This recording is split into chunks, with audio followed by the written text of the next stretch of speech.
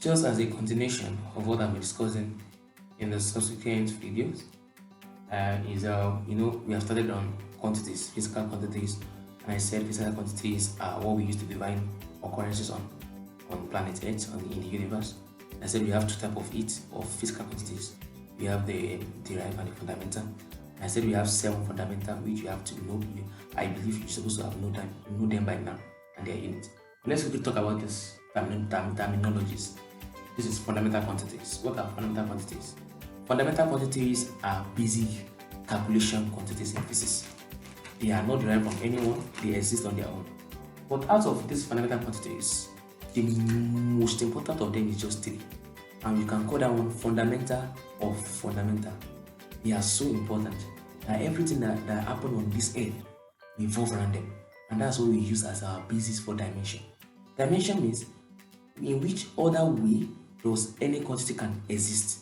So when we get to how to create dimension and the likes, you are going to see that all quantities that you can see, that you can think of in this world, they have their origin being traced back to these 3 guys, and they are the fundamental of the fundamental. That's M, L, T, mass, length, and time. These are the fundamental of the fundamental quantities. Now, what is the derived quantities? Derived quantities are quantities that are derived, they are gotten from fundamental quantities.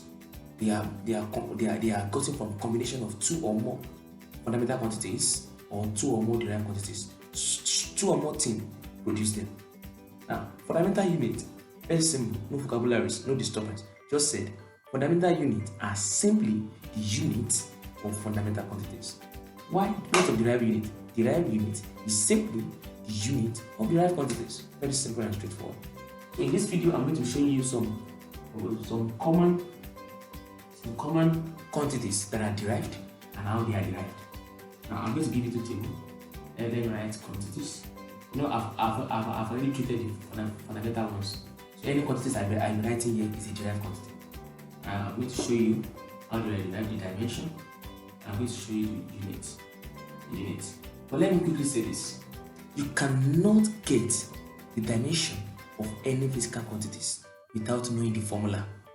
So you must be able to know the formula of a particular quantities in physics before you can be able to find the dimension.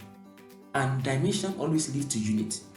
Once you are not able to get to the dimension part of a particular quantity, if you are not able to transform the quantities to dimension, you cannot get the unit, because dimension is a precede unit. So if you are going to get unit, you must know the dimension, and vice versa. Sometimes when you have the knowledge of the unit of a particular quantity, even though you don't know the quantity, you can get the dimension. But that's not the scope. Just know that you cannot get the dimension of physical quantities because of getting the unit if you don't know the formula. That means you have a work to do, as I've done mine. Your own work is to make sure that you write all the popular and most used formula in physics, like velocity, speed, force, work done, energy, power, and the likes, area, volume, density. Make sure you know all their formulas so that it can be easy for you to be able to transform or to actually get the dimension together. And when you get the dimension, you're not going to get the unit. You can see my table: quantities, dimension, and unit. Without getting to the dimension, you can't get the unit. So that means it's important for you to know the formula so that you can get the dimension. The dimension will lead to the unit. Now, area, the formula for area is length and breadth. Let's use that of rectangle. The area of a rectangle is length and breadth. Now, length. Now, when we come to dimension, we want to make sure that everything in this formula of the quantities look like MLT. It's not a must, it's contain all the 3 of them, mass, length, and time. At least it must contain 1 of them, 2 of them, or the 3 of them. Just make sure that you transform everything in the formula to look like these guys. Now, length has already looked like length. So write length here. But about breadth is not looking at like mass, length, and time. You will now sit down and think, which of the 3 quantities, mass, length, and time, can breadth look like? Breadth is a form of length, but it's just a sleeping length. So breadth is the length. So why not change the breadth to length? So when you now change the breadth to length, that means this thing becomes length and length, L square, length square. So this is the dimension. The dimension that has made sure that this formula is no longer length as breadth.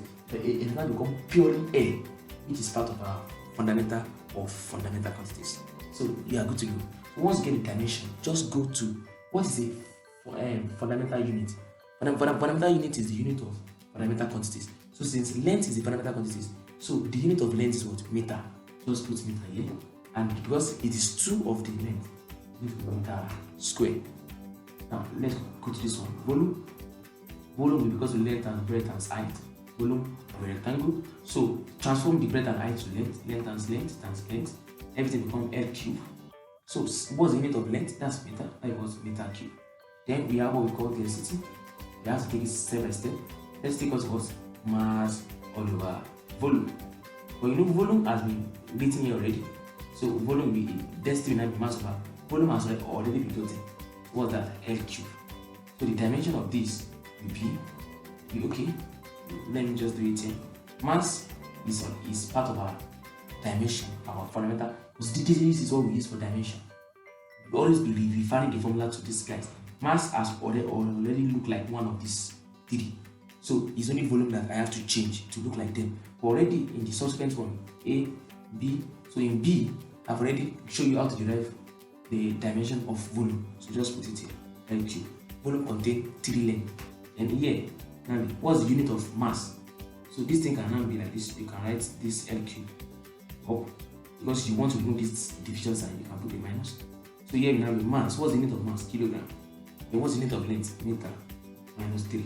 Whenever you see a minus on the power like this, it's called power. You can say when write this like this, kilogram per meter cube. So if you put a slash, there's no need of putting minus in the power.